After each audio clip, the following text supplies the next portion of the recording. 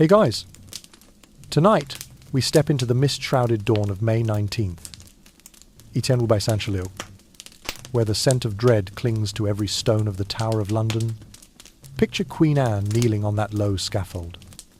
The first English queen ever to face the executioner's blade, not merely as a discarded spouse, but as the centerpiece of a calculated campaign in psychological warfare.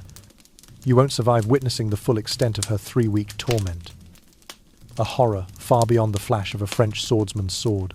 In the next few minutes, you'll uncover the chilling chronology drawn from eyewitness letters. Yes. Even the Tower's own constable wrote home about details so unsettling they were buried for centuries. So, before you get comfortable, take a moment to like the video and subscribe, but only if you genuinely enjoy what I do here. Let me know in the comments where you're tuning in from and what time it is in your corner of the world. Now, dim the lights. Maybe turn on a fan for that soft background hum. And let's ease into tonight's journey together. The morning mist of May 19, wrapped around the cold stone walls of the Tower of London, where the sound of steel being sharpened echoed like a countdown for the fate of the most powerful Queen England had ever known. She knelt on the scaffold erected specifically for her final hour, not to remove an ordinary criminal, but to stage a one-of-a-kind psychological torture in history, to eliminate an inconvenient wife and instill terror in her young daughter, 17 days before that moment, on May 12. The trial of those accused of conspiring with her, a group of 4 nobles, and her own brother took place at Westminster Hall. The so-called evidence consisted solely of the testimony of a court musician tortured for 24 hours and the gossip of palace guards. There was neither physical proof nor independent witnesses, despite the 3 nobles and her brother remaining silent and proclaiming their innocence. They were nonetheless convicted of high treason and adultery. Meanwhile, even before any formal investigation began, the king had already signed her death warrant. Thomas Cromwell, his powerful advisor, constructed the false narrative of 5 adulterous affairs, including a charge of incest with her brother. The accusers even fabricated dates and locations that contradicted royal records, proving that the script had been written in advance. Modern audiences can clearly see this was not a fair trial, but a meticulously executed campaign of psychological manipulation. All real evidence was buried, and coerced confessions forced under torture became the leverage to paint her as guilty. The court served not to seek truth, but to legitimize a political agenda, transforming the justice system into an instrument of power. Before mounting the scaffold, she had endured days of isolation in the palace, monitored in every word and gesture. 4 supposedly loyal ladies in waiting were in fact spies, reporting every detail of her dreams, prayers, and moments of hysterical weeping.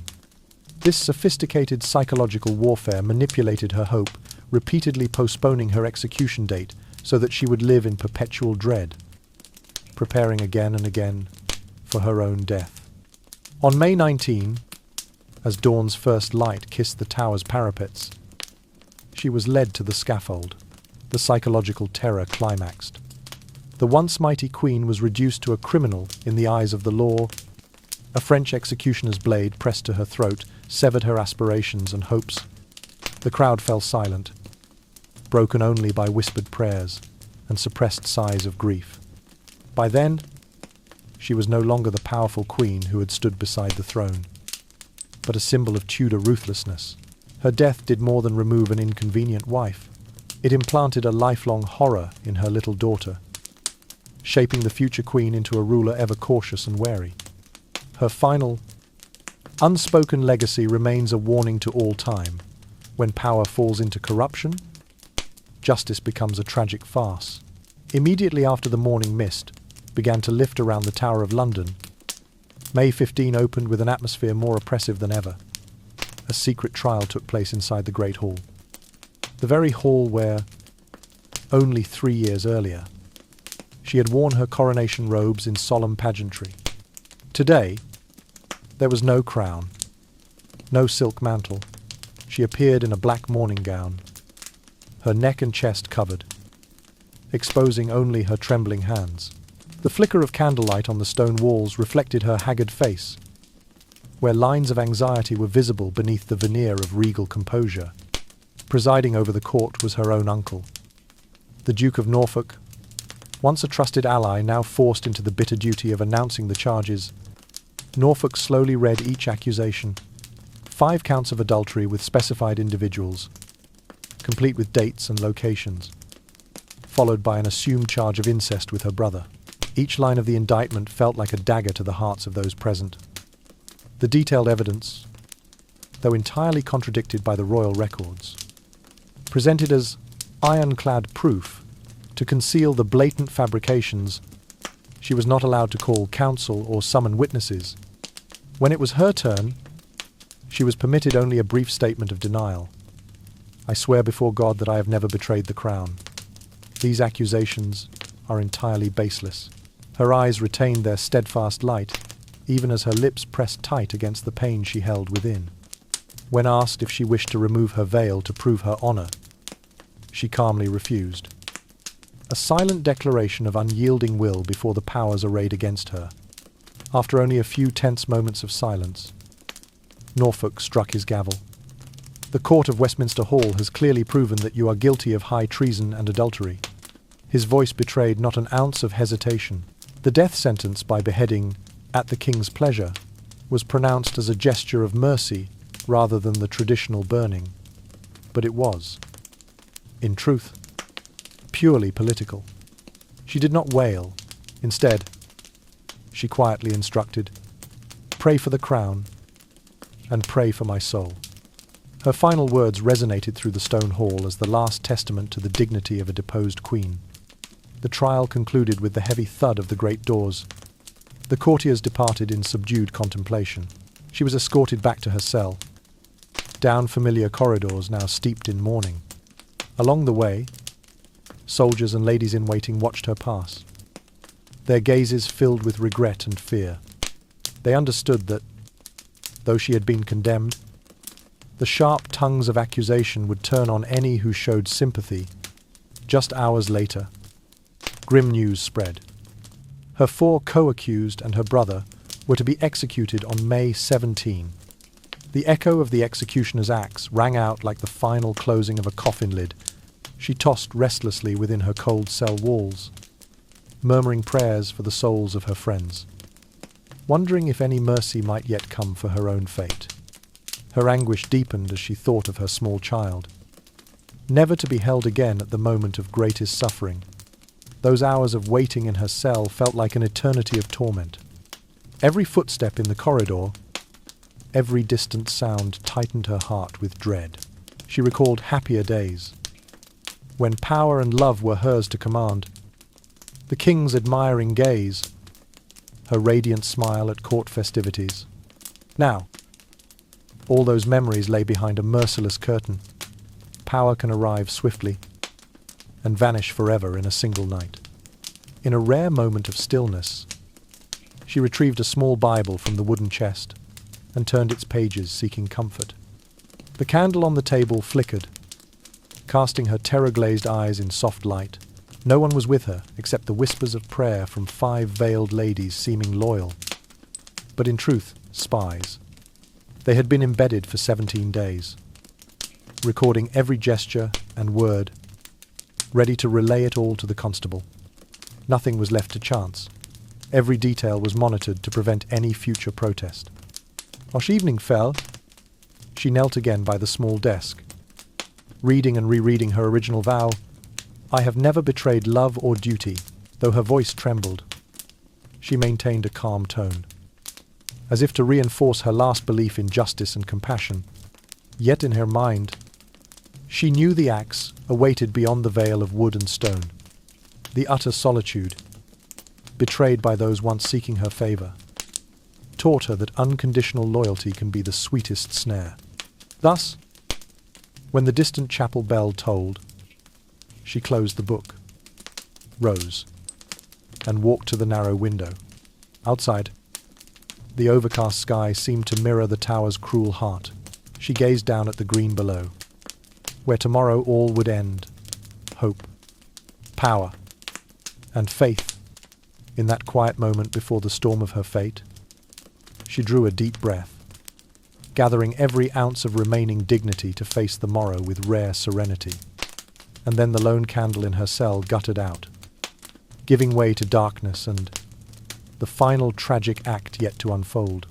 Immediately after the last torch flickered out in her prison cell, May 17 began with the clatter of an iron hammer on Tower Hill, signalling the execution of 4 men falsely accused of adultery with her. Ranks of guards in gleaming armor led them to the scaffold, while the public pressed into layers of onlookers around the execution site. The air was taut as a drawn bowstring, filled only with the crowd's whispers and the soldiers' hurried footsteps on the damp stone.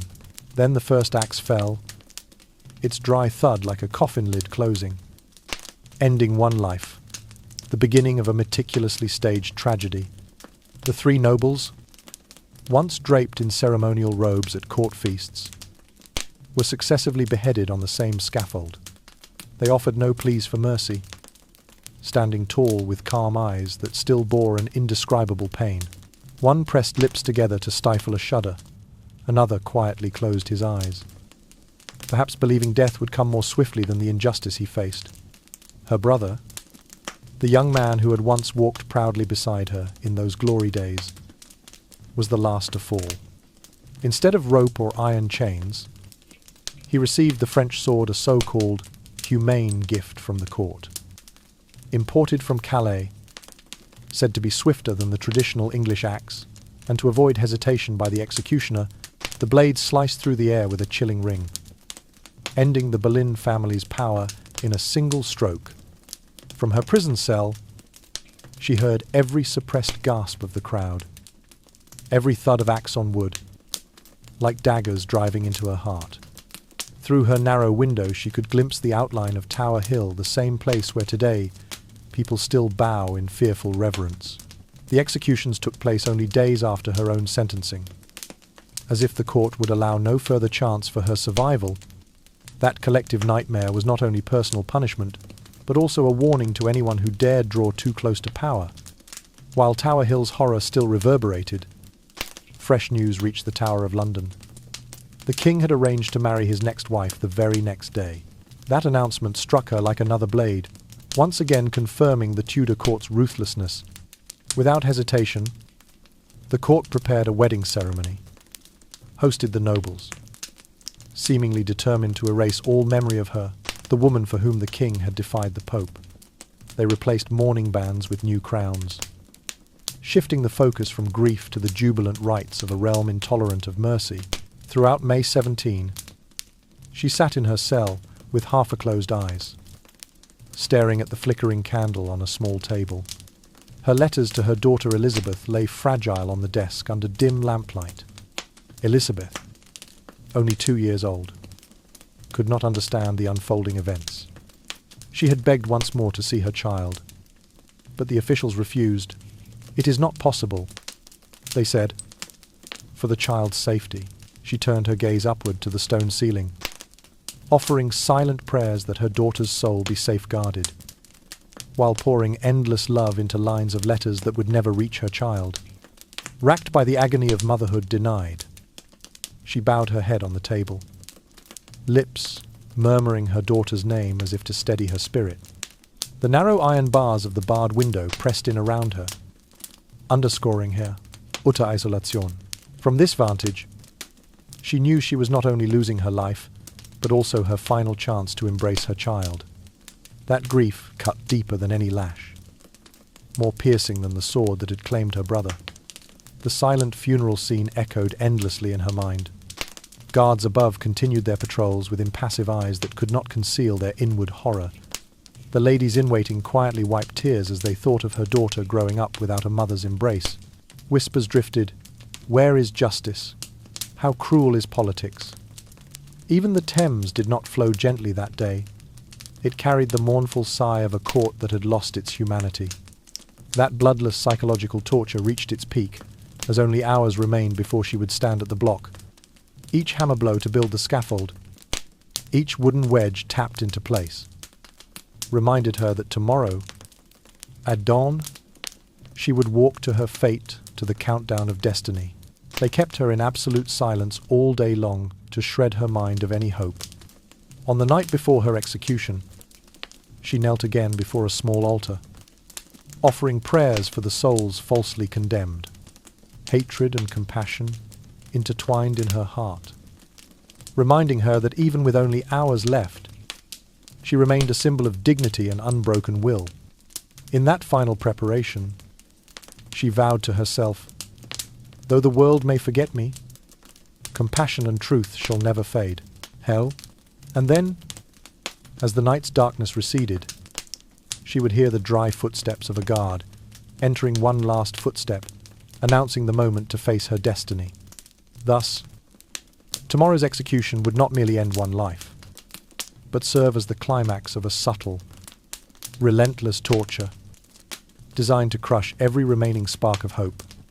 When dawn rose, all fabricated evidence would be engraved in blood, reminding all ages that absolute power can transform justice into a brutal spectacle. Late on the night of May 18, while the Angelus bell still echoed through the stone corridors, she spent the entire night in her cold prison cell praying.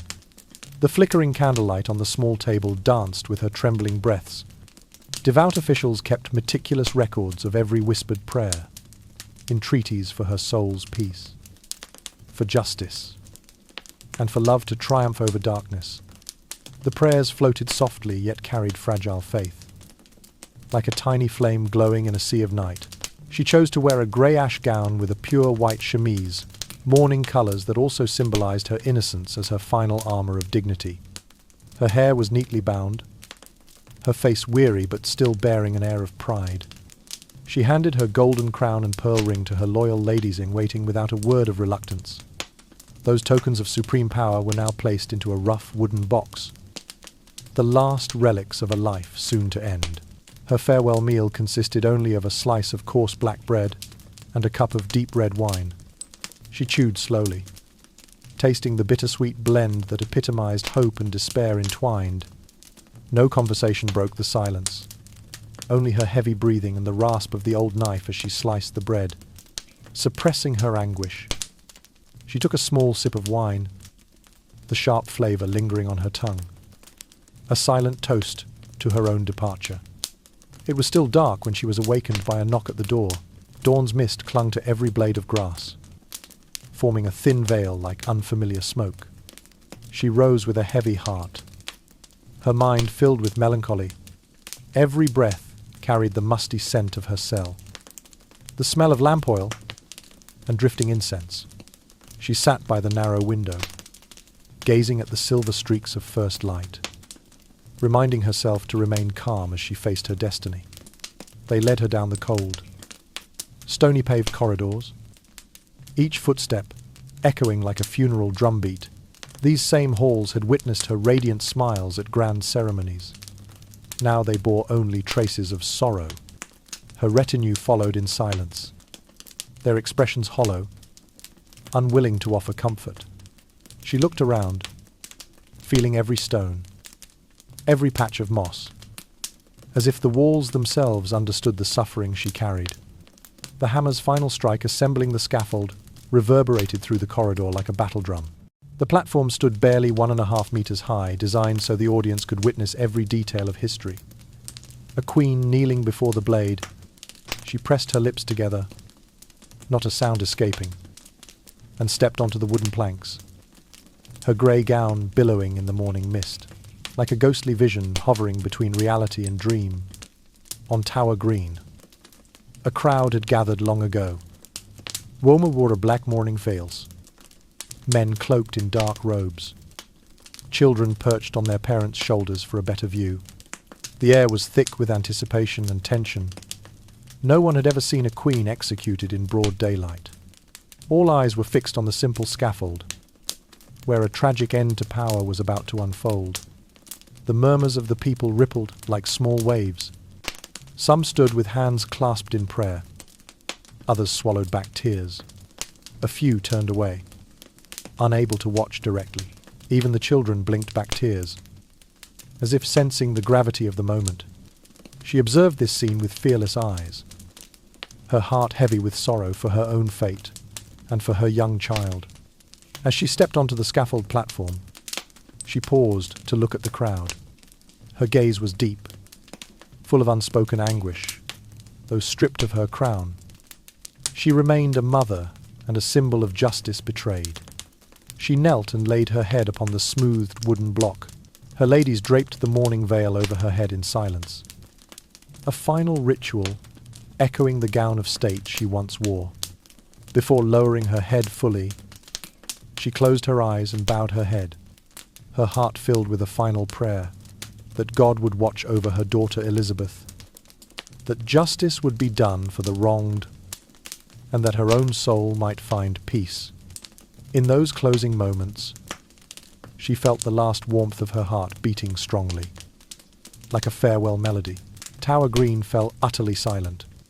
The tension reached its peak, broken only by the breath of the earth and the soft drip of dew from grass blades. In that instant, she was no longer the powerful queen, but a woman carrying the weight of ambition and tragedy, facing her fate with courageous dignity until the very end. The moment she stepped onto the wooden platform of the scaffold, she felt every tiny tremor beneath her feet. The boards creaked as the escort arrived. Scars of time etched into each plank. Morning mist still lay in white patches on the soft straw. The damp scent of freshly cut grass, mingling with the smoky incense from the torches around the scene. The world seemed to hold its breath. She closed her eyes halfway, listening to every sound. The crowd's murmured whispers, the breath of the ladies in waiting surrounding her, the click of the coffin's lock waiting nearby, and above all, her own heart, beating faster than ever. The image of Elizabeth, the innocent two-world princess, floated before her, each recollection tightening her chest. She imagined her daughter's small lips forming the simple words, "Mama, my treasure." But today, she would never return to her child. This thought made her tremble, but she immediately gripped the cold wooden beam beneath her hand, telling herself, "Be strong. Show your daughter your courage." In that instant, a peace spread through her. Though her body would soon be parted from her soul, she remained a mother, and that maternal love would never be extinguished. Through the veil of mist, the crowd appeared as a somber mass of color, women draped in black mourning veils, men cloaked in dark robes, children peeking out from behind their parents. Every eye was fixed on her, as if waiting to see whether this woman who once stood beside the king would bow her head when the sword fell. The silence was so profound that the measured footsteps of the guards echoed like drums, underscoring the solemn yet cruel atmosphere. She lifted her head to observe the assembly, tense faces, reddened eyes, some turning away hurriedly, others secretly taking notes. She wondered if any among them understood the pain of a mother leaving her child. On the other side of the scaffold, the executioner stood waiting. He drew a deep breath, steeling himself for this moment of life and death. Beneath his hood, his eyes glistened, not with pity, but empathy for her deep loneliness. He recalled every prior stroke of his sword, every stain of blood upon the blade. But this was the first time he would kill a woman who had once sat upon the throne. His heart ached, yet his duty demanded completion. He swept his gaze over the scene, the ladies in waiting, the guards, the onlookers, all silently handing him the power of life and death. He placed his hand on the hilt, ready to deliver the merciful cut at the king's behest. Meanwhile, the king, having departed the palace, stood in a small council chamber at Whitehall. Before him lay the indictment, ledgers, and correspondence regarding the case piled high. He listened as his royal guard reported, "She is ready," and "Princess Elizabeth is well." He closed his eyes, briefly recalling her former visage, that mass of dark hair, those sharp eyes that once stirred his heart. But he swiftly suppressed such thoughts. That is the past. England needs a stable succession, not political scandal. He thought of Jane Seymour, the gentle new queen waiting, and reminded himself that delay was no longer an option. Power reigned supreme. Affection had become secondary. Back at the scaffold, she knelt, her forehead resting lightly on the polished wood. The four ladies in waiting folded her veil over her head. In that hush, she seemed to hear each heartbeat around her, the soft sobs of those who witnessed her fate. She closed her eyes, memories flooding her mind. The Thames promenades with Elizabeth, her daughter's joyful gaze at a new doll, the tiny voice calling "Mama," echoing through spacious chambers. She prayed inwardly, "Be strong. Elizabeth, your mother will watch over you until you can stand on your own." Suddenly, a breeze swept away the thin veil of mist, revealing the French sword emerging from the straw pile. The blade was long, slender, gleaming coldly like fate's own eye. She parted her lips to whisper, "God protect me," then slumped without a moan. The prayer tremored in the air, mingling with the wind's sigh and the crowd's soft murmur of devotion. Then came the command, "Strike!" The blade descended, a flash of steel severing flesh with a single, absolute motion. The metallic sound of the cut tearing the air lasted only a heartbeat, but it pierced the hearts of every witness. Tower Green fell into a deathly silence. The only remaining sounds were the crowd's whispered prayers, "Our Lord," and sorrowful sighs. Her body slumped across the block, her hair spilling like a dark halo, a haunting portrait of power's cruelty. Her corpse was then wrapped in white shrouds, symbols of purity, even in death, and placed into a crude wooden coffin. The guards silently carried it through the gate, the torchlight casting long shadows across the stone walls. No choir sang sacred hymns, nor were there solemn benedictions, only hurried footsteps and the lingering scent of incense. The bier passed under the archway toward the chapel of St. Peter ad Vincula, the common burial place for condemned traitors. The palace swiftly adopted a facade of enforced silence. The royal drums fell mute, as preparations began for another ceremony, the king's next marriage. Yet on the Thames, drops of morning mist still fell like tears unshed. The river bore her final prayer onward, a reminder to future ages that power, at its pinnacle, demands the ultimate price of human life, and her legacy faith in justice and undying maternal love would continue to guide Elizabeth, the little girl who would grow to restore justice and build a prosperous realm.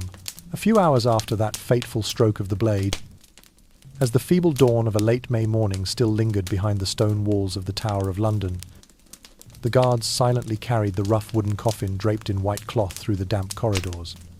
The scene was eerily quiet. No sacred choir, no solemn prayers, only the flickering torchlight sweeping across columns of stone and the swaying shadows of hurried figures. Each footstep echoed like a funeral drum, reminding all that they were hastily erasing the final traces of a once mighty queen. The morning chill seeped through the gauntlets of the guards, and the scent of lingering incense clung to the corners of the walls, heightening the solitude and stillness of the procession. The coffin was set down at the threshold of the chapel of St. Peter ad Vincula, the burial place of traitors. The cold stone door hung open, allowing the mourners to kneel briefly on the worn steps. Beads of dew fell from the low vault onto the ancient flagstones. A priest quietly lit an incense bundle without raising his voice in prayer. A few ladies in waiting bowed their heads, clutching their handkerchiefs to their chests.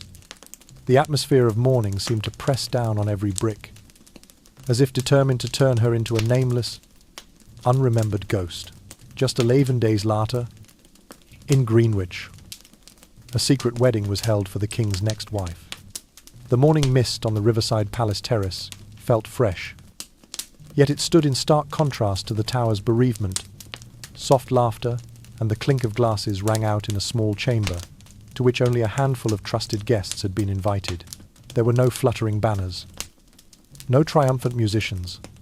Instead, caring faces whispered, "Congratulations." Candlelight danced among fresh flowers, and simple patterned tapestries covered the walls. Everything was designed to erase her memory, to prevent public outcry, as though that dark chapter had been nothing more than a fleeting nightmare. That same afternoon, beneath a pale grey sky, her portraits once displayed throughout the palace from the Whitehall Hall to the Hampton Court banqueting chamber were taken down in the hush of night. The family crest carved into the palace's stone walls was removed, revealing weathered ash-coloured stone. Workers quietly scraped away glue residues and screw holes, as though she had never walked those corridors. In that moment, the palace took on a grim tone. Sunlight no longer streamed brightly through the windows but filtered sparsely, exposing every crack and stain. Her name gradually vanished from the official rolls. On the royal register, the entry Anne Boleyn, Queen of England, was obliterated, replaced by blank lines. In the palace library, clerks amended records, erasing her name from decrees and charters she had signed. This change felt like a ruthless declaration. When a queen no longer served the realm's objectives, she would be expunged from history as if she had never existed. The outside world caught only whispered fragments of gossip, never understanding why the illustrious image of a queen should vanish in an instant. Amid the palace's cold expanse and the silent flow of the Thames, the true cruelty of betrayal became clear. Power extending its hand to purge. Love reduced to a bitter aftertaste. As twilight descended, swallowing the moss-covered stones, it seemed to conceal every trace of the tragedy just ended. Only sorrow lingered in the wind and in the unceasing murmur. She was here. She is gone. And the final legacy she left, maternal love and faith in justice, continued to flicker in the memories of the living, like small lights glowing against the dark night. Centuries have passed since that fateful day, yet the echoes of the trial remain etched deeply in the chronicles, in the letters sent from the Tower's prison cell, and on every meticulously kept page of Sir William Kingston's notes. Each year, scholars of Tudor history from Oxford to Cambridge gather in cosy seminars to debate every detail of the case. They analyse DNA from remains discovered in the royal archives, digitise the tattered court records, and verify every surviving handwritten letter. The library's warm lamplight softly illuminates the warm-edged sheets, creating an atmosphere as mysterious as the past itself. Modern research gradually reveals that the trial was not a search for justice, but rather an intricately staged political tragedy. All the evidence of adultery and incest was fabricated with the sole purpose of removing an inconvenient queen from the throne. In the damp rooms of the university library, the only sound is the clatter of keys as researchers enter data. They tirelessly compare the dates recorded in the indictment with the royal event calendar, then analyze dispatches from European embassies of that era. By flickering candlelight, each manuscript is scanned and transcribed, ink stains preserved for posterity. Every document, every entry by Sir William Kingston, she asked. Master Kingston, must I enter a dungeon? Is carefully examined, as if to affirm that such an emotionally charged confession cannot conceal the truth soon to emerge. Beyond rigorous scholarship, English folklore still whispers chilling tales of her ghost. It is said that whenever stormy nights descend, plaintive murmurs echo through the mossy-covered stones of the tower. Some insist they have glimpsed the figure of a woman in a grey gown, gently closing the door of her former cell, as if seeking one final chance at reconciliation with the world. The wind whistling through the chimneys and rain tapping on the window panes have been woven into legendary anecdotes, deepening the haunting shadow of history. From the 19th century to the present day, literature and cinema have repeatedly portrayed her image, a betrayed queen, proud yet tragic. In historical novels, she appears with refined beauty and sorrowful eyes, ready to defy authority without hesitation. On screen, directors reconstruct the chamber where she prayed by candlelight, or the moment she stood resolute before the French executioner's sword. Each work, though partly fictional, evokes profound empathy for the struggle for power, the fragility of justice, and the price paid when maternal love confronts an unfeeling political machine. During rainy night documentary screenings, audiences fall silent as they view images of the portraits once removed. A mournful soundtrack combined with close-up shots of inked manuscripts recreates the sense of loss, a dynasty willing to erase the name of a woman who once stood equal to its king. Newsreel clips and detailed shots of weathered stones all underscore that her memory cannot be completely erased. Even in interactive historical games, players must collect clues from the tower's ruins and the Westminster Hall archives to reconstruct events objectively. When the screen displays the Duke of Norfolk's handwritten indictment, players feel a knot form in their throats. Each incorrect date, each coerced testimony, becomes a link in the political conspiracy. The title, Battle for Justice, appears once fabricated evidence is exposed, showing that the struggle is not only the protagonists but history's. On online research forums, young historians share fresh discoveries. The adultery charge, dated the 6th of October, 1955, contradicts court records. She was at Richmond. Smeaton's confession was extracted under 24 hours of torture. Thus, layers of doubt mount. Why did the Westminster Hall court bar any verification? Why were her co-defendants tried together without clear distinction? These questions not only re-examine the case's nature but also spark a deeper philosophy. Power is not always synonymous with justice. Though time has worn away many artifacts, memories of her live on through village elders near the tower. They recount that on moonlit nights, one can hear distant piano strains from an abandoned music room like the lonely echoes of bygone courtly banquets. Rumors of her ghost enchant those drawn to legend and history, rendering her image immortelle. Her fate, though buried in a dank cell and covered by layers of dust, rises up as a symbol of women's struggle to break free from societal molds. Today, in women's history courses, her name appears alongside pioneering female leaders, a testament to the yearning for autonomy and equality. She not only dared to challenge unbridled power, but paid the ultimate price, inspiring countless future generations. And so, when the last lamp flickers out in the ancient library, when the clatter of keys yields to silence, her story still resonates, not as an ending, but as an invitation to continue seeking truth, for in every chronicle, every handwritten letter, and in the hearts of those who cherish justice, her final legacy, faith in justice, and the power of maternal love will never fade. Today, when one steps through the grim stone gate of the Tower of London, it is easy to spot the indelible marks of the tragic story of a queen, the scaffold frame glimpsed through tree branches, the grey damask gown that once draped her proud figure, and the cold French sword that severed her life from her mortal body. Each of these details is not merely evidence of one dark day in English history, but has become an endless source of inspiration for historians, painters, novelists, and documentary filmmakers alike. Visitors to the tower no longer simply stand and admire the ruins. They listen as guides recount every tense moment, from May 2 to May 19, 1536, when her heart ached, yet she stood resolute before her final trial. Across Europe, rare Tudor narratives preserved in the British Library and the Fitzwilliam Museum continue to be copied, transcribed, and published.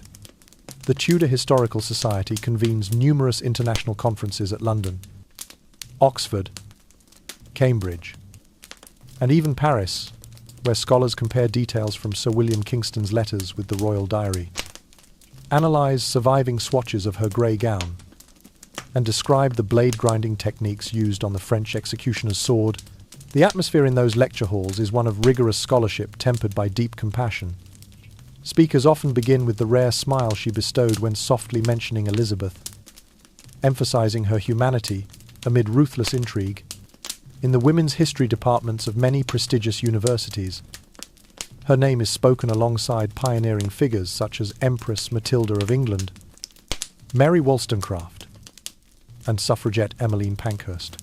Professors present her as a vivid example of the quest for autonomy, from a young lady deprived of formal education to wielding political influence right beside the throne and ultimately paying the highest price to prove that a woman's worth cannot be measured by privilege or official rank.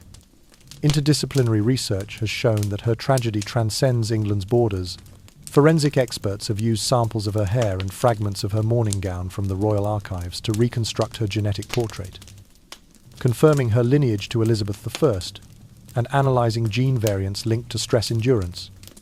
The Centre for Political and Gender Studies at the University of Cambridge hosted a symposium titled Power and Prejudice, discussing how absolute authority can turn a powerful woman into a criminal at public will. In popular culture, historical novels and feature films continually portray her from multiple angles. Pages describing the grey gown billowing in morning mist, her eyes still ablaze with defiance, convey the depth of her loneliness amidst her ladies waiting at attendance. On screen, scenes of her kneeling under flickering torchlight, 4 ladies, supporting her mourning veil, are shot in close-up to create a psychological immersion. Swirling fog, the crowd's heavy breathing, and her trembling hands resting on the polished block. Though centuries have passed, her story continues to echo in humanity's collective memory as a constant reminder, wherever women are, they have the right to determine their own fate. Human rights, gender equality, and law classes often begin with her tragedy to demonstrate how legal systems can become instruments of injustice when power is left unchecked. Law students are encouraged to study her trial as a prime example of courts being used to legitimize political agendas. Amid all this research and creative work, her spirit, faith in justice and maternal love remains the binding force, spreading strength.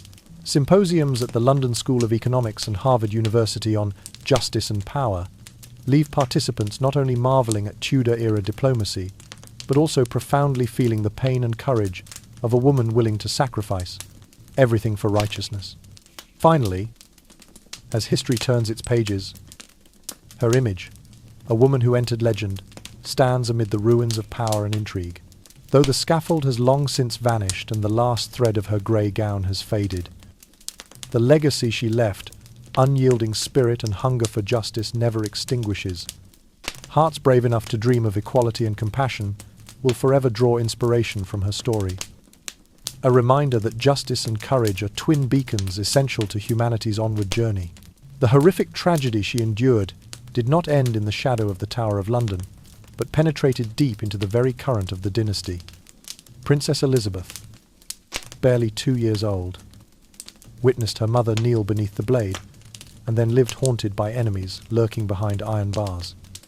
Even her stepmothers among the king's subsequent wives repeated the same fate, each accused, convicted, and stripped of life.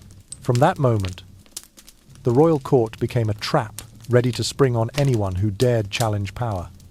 The injustice of those show trials and the fear of losing loved ones were forever etched into Elizabeth's soul, shaping every decision she made during her 45-year reign. When she came of age and ascended the throne, Elizabeth understood the greatest inheritance her mother left, a woman's right to be protected from wrongful prosecution. She vowed never to remarry, declaring that she would never kneel before the executioner's axe, as a solemn pledge to stand for justice. Her foreign policy carefully balanced between Catholicism and Protestantism. Avoiding her father's rash break with Rome, she gathered scholars, promoted printing, and turned the court into a centre of learning, demonstrating that real power lay not only in swords or courts, but in persuasion through reason and knowledge. Under Elizabeth, political show trials vanished, replaced by grand assemblies and elegant banquets in the rose gardens of Hampton Court. Theatre and music flourished as balm for collective memory. England built a formidable navy, realizing her mother's dream of maritime exploration and transforming the seas into realms of freedom and commerce. Yet old ghosts proved hard to exorcise. on stormy nights. English folklore speaks of the Queen's ghost silently walking the tower's corridors. Each soft footfall, a reminder that power is never innocent. The whispered prayers and sighs, echoing through the dark stone, warn that tragic legacy is not only mourning but an enduring caution. When justice is trammelled in the name of power, an unhealable rift opens in the hearts of the people. Elizabeth's age showed that power must be tempered with responsibility and compassion. Each death warrant she signed bore her mother's imprint, her determination to protect the vulnerable and never repeat those brutal manipulations. Even Mary, Queen of Scots regarded as a threat, had her sentence delayed for months, proving that justice could prevail under pressure. Her mother's legacy survived not only in chronicles but in every breath of the realm. In history lectures, instructors emphasized that Elizabeth, raised amid injustice, used her pain to build a prosperous reign. The image of her mother kneeling in that grey gown echoes still. Women have the right to self-determination, and justice cannot be undone by a single fabricated indictment. Today, conferences on European history and human rights invoke her story as an eternal lesson on balancing power, justice, and compassion. The Queen's ghost, whether myth or memory, walks with every wind and rain at the Tower of London. A chilling reminder that any system bold enough to bend justice will be exposed by history's light. And the final inheritance, she left steadfast faith in justice, and the enduring strength of maternal love continues to illuminate the hearts of those who dare to dream of a world of equality, freedom, and humanity. Her tragic legacy did not remain shrouded only in the mist of Tower Green, but spread powerfully through succeeding generations. Immediately upon the new reign, the English court fell into maximum caution. Every title and privilege was tightly bound to absolute loyalty to the throne. From the most precious ceremonial robes to the guest lists for banquets, every detail was weighed as though it could decide a person's fate. Doors were barred more securely. Even smiles were calculated as political maneuvers, for everyone feared a repeat of the Tudor calamity. This spirit of vigilance sparked the saying, "Power must be checked by justice," among intellectuals and officials. A single spurious accusation could destroy an entire life and lineage. At Westminster Hall, the site of both the mass trial of her alleged co-conspirators and her own private hearing, that court became an enduring symbol of a costly historical lesson. The cold stones of the Great Hall still seem to echo the public proclamations of treason, adultery, and even incest. Subsequent legal scholars studying the Tudor records acknowledged, law is not always fair. Courts can be manipulated as political tools. This event marked a turning point, prompting later generations of Englishmen to exercise greater caution in high-profile criminal cases, especially when the monarch or government had significant stakes. Black-inked entries by Sir William Kingston, the very scribe who recorded her final words, are cited as proof that the throne must not stand above the law, and conscience may not be silenced. Eyebrows. The effort to restore her honour proceeded quietly, yet persistently over centuries. Scholars delved into the British Library and the Fitzwilliam archives, meticulously comparing decaying correspondence, chronicles, and court documents. Archaeologists sifted through dust around Tower Green for fragments of her mourning dress, while geneticists extracted hair and fabric samples to confirm lineage. Scientific evidence mounted. The dates in the indictment did not match royal records. The musician Smeaton's confession only appeared after 24 hours of torture, and there were no independent witnesses. These findings gradually laid bare the orchestration, turning what was once concealed into obvious reality. Today's public views the Tudor trial with greater humanity, honouring her not merely as a victim of ruthless politics but as a symbol for those betrayed by justice. In human rights and legal history courses, professors often begin with her trial as a prime example. When power merges with law, justice can be warped to serve status and ambition. Students are encouraged to ask, how can we ensure separation between executive power and the judiciary?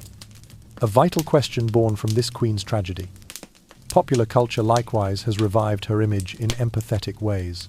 In literature, she appears as a woman who dared to defy prejudice, risking danger while steadfastly believing in justice.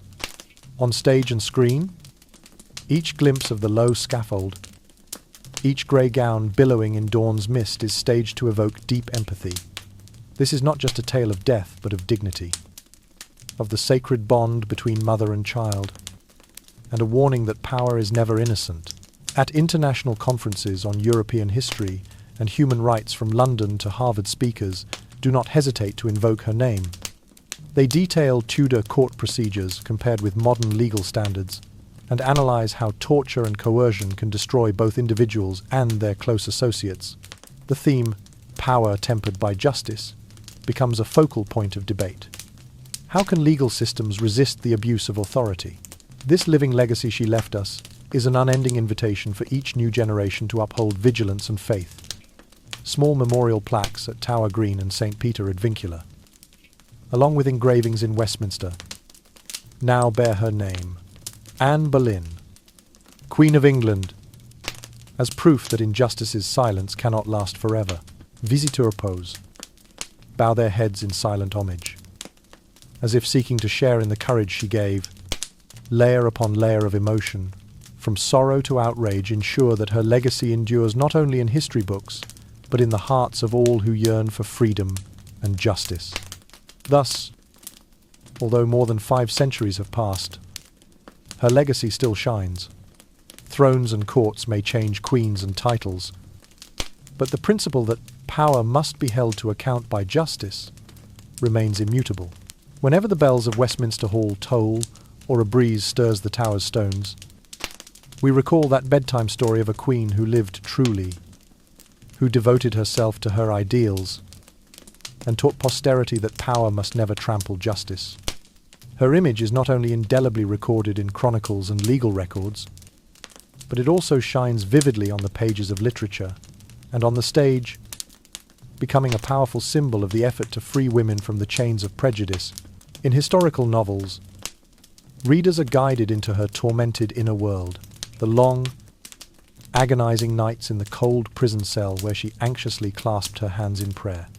The moment she removed each piece of power-laden jewelry and handed it to her ladies-in-waiting, as if casting off shackles to preserve her final dignity, authors devote entire chapters to describing the look in her eyes, a look of steely resolve, even as her trembling lips whispered faith in justice. Every sentence dares to touch the depths of loneliness and the immortal longing for freedom. On the theatre stage, the Queen's tragedy has been staged by numerous directors with dramatic yet subtle pacing. Diffused light filters through velvet curtains onto a narrow, low scaffold reproduction, where she kneels waiting for the blade. The actor portraying her uses not only voice and gesture, but also inner strength, so the audience seems to hear her racing heartbeat and feel the tremble of her flesh. A background of plucked strings, mingled with the collective sighs of the crowd, creates an atmosphere both solemn and haunting. Some productions even include a scene of her clutching a doll of Elizabeth, the 2-year-old princess reaching out with mama on her lips, an image that brings viewers to tears. In cinema, directors realize the pages of her tragic history through a sensitive lens. They zoom in on her trembling hands clutching the mourning kerchief, or linger on her terror-streaked face in candlelight. A shot of her praying quietly before a frost-covered window, her whispered prayers like a murmur of the heart, has echoed around the world. Many documentaries combine artistic reenactments with archival excerpts, reminding viewers that this is not mere entertainment, but a call to remember a bloody past. From the 20th century onward, the women's rights movement has recognized her case as an indispensable milestone. Feminist activists and scholars regard her as the first role model who spoke out regardless of the consequences. In gender equality conferences, participants often ask, if she had equal freedom of speech and legal protection, would her tragedy have happened? Thus, her trial is cited as proof that women were not only confined by social norms, but also saw justice turned into a political weapon. Today's women, raising banners for suffrage or bodily autonomy, acknowledge the vital importance of preventing her ordeal from recurring. In contemporary museum exhibitions, the Anne Boleyn Legacy section is presented with reverence. Visitors pass behind glass to view a painting of her in her grey gown, then pause before a screen replaying her candlelit prayers. Curators explain, her 17-day vigil in the tower was not only a personal ordeal, but a psychological torture for anyone daring to challenge power. Photocopies of Sir William Kingston's notebook entries and preserved scraps of her mourning cloth are also on display, stirring deep reflection on her tragedy and its lesson for justice. Not confined to the humanities, she has become a symbol in legal education. In law schools, professors often begin a session on procedural review and the right to defense with her case. Students are asked to analyze each step of her prosecution, denied counsel, barred from calling witnesses, evidence based solely on coerced testimony, so they immediately grasp how judicial procedure can be manipulated to deceive the public. Moot court classes reenact her trial, so students can experience a political court, thereby heightening their vigilance in professional practice. History of women's rights textbooks from university curricula to best-selling books all include a chapter on her. Writers emphasize, Anne Boleyn is the earliest exemplar of the thirst for autonomy and legal equality. They integrate feminist theory into their analysis. Her tragedy underscores that access to impartial justice is essential for women to avoid wrongful convictions. Readers thus understand that civil rights, property rights, freedom of speech, all stem from the right to equal treatment under the law. Her story, though centuries old, still resonates powerfully on online forums about women's rights and justice. Blogs and podcasts replay the excerpt of her final prayer. Pray for the king, and pray for my soul. Analysis shows that this dignified plea was addressed not only to God, but to all future generations. Maintain faith in justice, and never allow power to silence conscience. In contemporary art, many painters choose her as their subject. Oil paintings, woodcuts, and murals depict her in a grey dress amid a forest of columns, the hazy light evoking nostalgia, yet brimming with vitality. An indie band even wrote the song Grey Gown, a haunting yet powerful melody whose lyrics speak of a noble figure in the morning mist, moving listeners to deep empathy. In sum, across literature, theatre, film, education, and the feminist movement, her image has become an indispensable symbol of equality and justice. Her story reminds us that whenever faced with injustice, no matter how great power may be, it must be tempered by faith in right. And that is the enduring legacy. She left a ceaseless call for freedom, equality, and compassion. In the collective memory of the English people, the story of the grey figure kneeling on Tower Green on stormy nights still haunts like a silent warning about the fate of justice trampled. Centuries have passed. Yet every cold gust that sweeps through the cracks of the tower's stone walls seems to carry a muffled sigh, the whisper of a wronged soul. When visitors step onto the dew-wet grass of Tower Green, they do more than snap commemorative photos. They fall silent to feel the chilling atmosphere. Tour guides lower their voices to relate. On stormy nights, she knelt here, her trembling hands resting on the smooth wood, and the crowd falls utterly quiet, as if listening to a faint heartbeat echoing through the dark tower. On rainy, windy days, when lanterns sway in the corridors, the eeriness intensifies. Visitors lingalonga, gazing up at the shuttered windows and imagining her apparition behind the weathered wooden panels. Some say that after hearing her story, they feel an overwhelming weight on their shoulders. As if bearing the Queen's sorrow, locals caution guests gently, if you feel a chill down your spine, don't shiver in fear. It is her spirit reminding us never to forget that power must not trample justice. Hull, not content with daytime tours, many historical and cultural research groups organize ghost tours at night, awakening memories of her trial to educate travelers about fairness and human rights. These tours typically begin at dusk, Guides lead groups along mossy-covered stone paths, through the Great Hall, then toward Tower Green. Along the way, they recount the dry clang of the executioner's sword. The crowd shouts. The swords whisper in the wind. Visitors are encouraged to carry small candles or flashlights so that in the hush of the tower, flickering lights become silent prayers for her soul. Gentle candle flames are placed on the memorial wood, like an unextinguished lamp in a corridor of history. In the solemn space, each footstep on the weathered floorboards echoes a quickening breath. The tour's message is educational. Remember, this is not mere ghost lore, but a reminder that justice can be manipulated when power overrules it. Her story is preserved so we do not repeat past mistakes. Many law and human rights students join the tour, then engage in animated debates about safeguarding the judiciary from political interference. These ghost tours even partner with charities, raising funds for the wrongly convicted, turning tragic memory into action for contemporary justice. Every year on May 19th, commemorative events honor the Queen and remind future generations of this historical lesson. At the Tower of London, management dedicates a small corner of Tower Green for memorial banners and white flowers. Visitors, staff, and human rights activists gather in solemn silence for 1 minute's headbow. Then release floating candles on the Thames, like water carrying eternal prayers. Some venues host brief Tudor symposiums, inviting history and law professors to share perspectives on the origins of women's rights and the importance of monitoring power. Meanwhile, museum and gallery exhibitions also explore this theme.